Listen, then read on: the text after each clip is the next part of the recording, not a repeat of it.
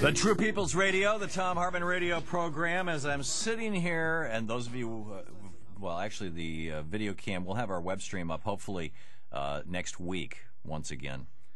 But it'll show up on the YouTube video, which will appear in a day or two. You can see that I am taking drugs right now. Yep, it's my out of my little CIA mug here, my green tea. I'm taking caffeine. It's in the xanthine family of stimulant drugs, a natural plant substance. I don't think anybody is saying, I know that Dr. Bregan's position, broadly speaking, is very similar to mine on this, and that is that, well, let me take him out of the equation because I don't want to speak on his behalf. He's not here. I'll speak for myself purely. We co-evolved with psychoactive plants. You know, we did a show a couple of weeks ago where we talked about how we co-evolved with parasites like intestinal bacteria and worms and things. We also co-evolved with psychoactive plants. And virtually every society, I would say probably every society, every culture in history on Earth has some sort of a relationship with psychoactive substances. Whether it's fermented substances, which, by the way, elephants go out of their way to find fermented plants and get drunk, or whether it is things like pot, marijuana, whether it's, there's a whole variety of psychoactive plants. There's things that are so, in Africa, there's a plant, it's like quiche, I think. I'm forgetting the name of it. People chew this stuff. There's the betel nuts in India. There's obviously mushrooms, a variety of different kinds of psychedelic mushrooms. Some, the ones from Northern Europe, have to be processed by a reindeer's liver before they're safe, before they're not poisonous. These are the ones that have the red mushrooms with the white spots, or the other way around. And so the shaman would collect reindeer urine after the reindeer ate the mushrooms and make that into a psychedelic brew, thus the story of Santa Claus and the flying reindeer, that whole thing.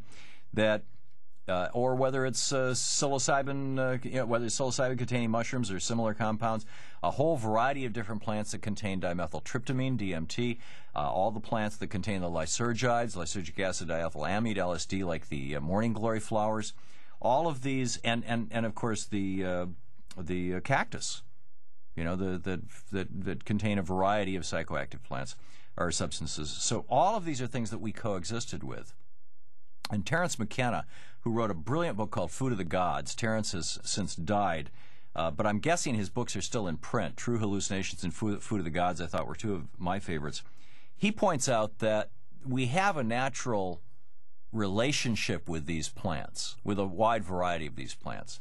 On the other hand, what Dr. Bregan is pointing out is that when we get into the unnatural substances, the substances that are made in a laboratory, the chemicals that are made, we may be doing ourselves some considerable harm. Now, there certainly may be some benefits from this, but I'm telling you, nature bites back very often. Look at the number of people. You've got over 30 million people in the United States who have, for example, intestinal disorders, IBS and IBD, and there's growing research and speculation that perhaps the vast majority of them have it because they took antibiotics at some point in their life. They no longer have normal intestinal flora, which is parasite, which is the stuff that we co-evolve with. So, I'm not anti-drugs. As I said, I'm taking a drug right now. I'm taking green tea. As I'm doing this show, I do every single day. I do this show medicated on green tea. And from time to time, yerba mate, which has a whole other variety of xanthine drugs in it. Matane, I believe, is the name of the primary drug in yerba mate. And it's similar to caffeine. It's in the same family as caffeine. It's illegal. It's a very popular drug in South America, or drink in South America. So, number one. And number two, remember the monkey study. Going back, I've talked about this before, and whenever I do, people send me emails saying, would you please send us a copy of it? I'm very sorry. This is from nearly 30 years ago, long before the Internet. I have searched for this thing. It was a special that I saw on PBS back in the early days.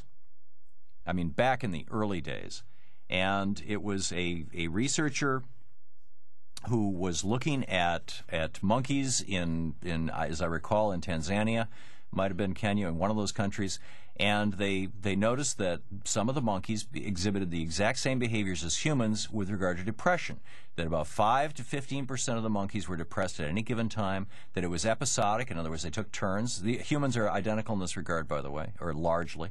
That when they were depressed, they socially disengaged, they went out to the perimeter of the community, they didn't participate, they didn't eat well, they didn't sleep well.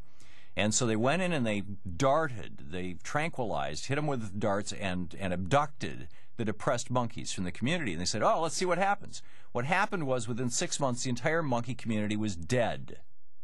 Because it turns out that the depressed monkeys were the ones who were around the perimeter. They couldn't sleep, and so they noticed that the cheetah was sneaking up on them. They had disengaged socially from the center and gone around the edge, and so they were out there at the edge. They were the lookouts. They were the sentries. And the psychiatrist who wrote this study up and who was interviewed, this show that I saw, as I said 30 years ago, said, you think about the depressed people among us in our society, historically, from the Winston Churchills of the world to the Franz Kafkas of the world to the Ernest Hemingways of the world, they're the ones who are doing the same thing the depressed monkeys did. They're waving the flag and saying, look out!